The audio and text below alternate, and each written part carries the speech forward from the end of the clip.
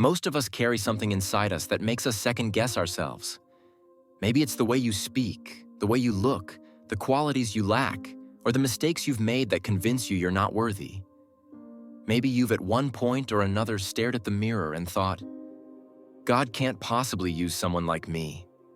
That inner voice of insecurity can be loud, cruel, and convincing. But the beautiful truth is, God sees all of that, and He calls us anyway. This was exactly the case with Moses. Yes, the Moses who split the Red Sea, led a nation out of slavery, and stood face to face with the feared Pharaoh.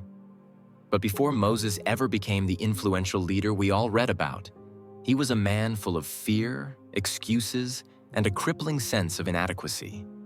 In the book of Exodus, chapters 3 and 4, God calls out to Moses from a burning bush with a divine mission. Go to Egypt, confront Pharaoh, and lead the Israelites out of bondage. It was a holy calling, clear, purposeful, and direct. But Moses didn't rejoice at this calling. His immediate response wasn't excitement, it was resistance.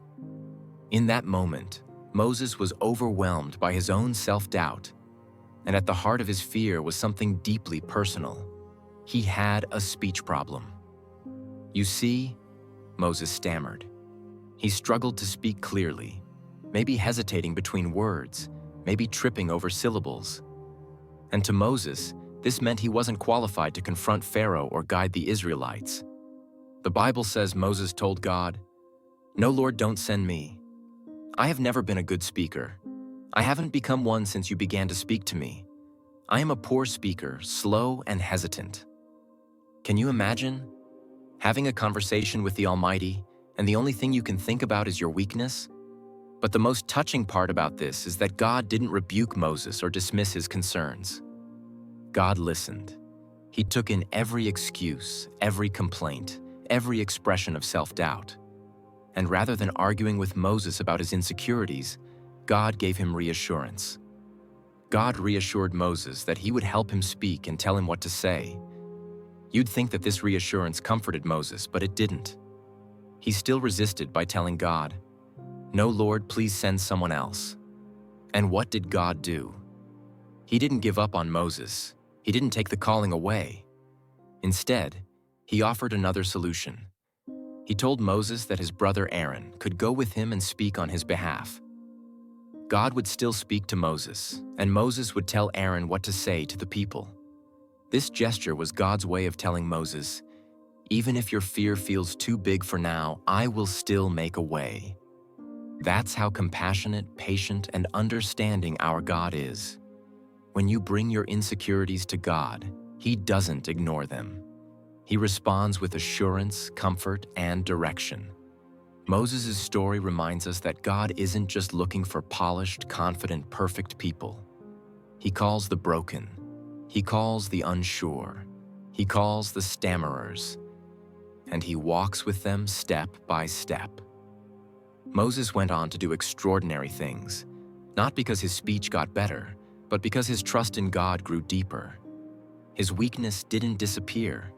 It simply stopped having the final say. So many of us are standing outside our purpose, stuck in self-doubt. We feel unqualified. We feel too broken, too flawed, too not enough. But God isn't asking you to be flawless. He's asking you to be willing. God doesn't need our perfection. He simply wants our surrender. God is a loving Father who sees every part of us, even the pieces we try to hide.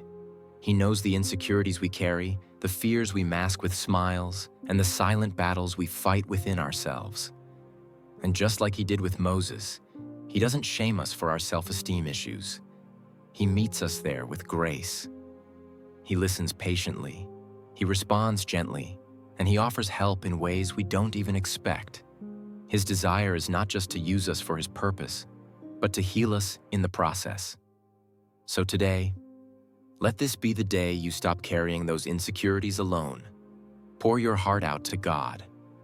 Tell Him everything, the fears that haunt you, the lies you've believed about your worth. He will comfort you. He will speak truth into your spirit. He will rebuild you from the inside out. And slowly but surely, He will help you build a healthy, God-rooted esteem, one that doesn't depend on perfection, performance, or comparison, but on the unshakable truth that you are chosen, loved, and enough in His eyes.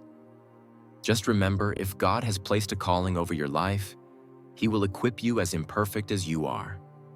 If this video has resonated with you, please give us a like and subscribe to our channel if you haven't already. Be blessed.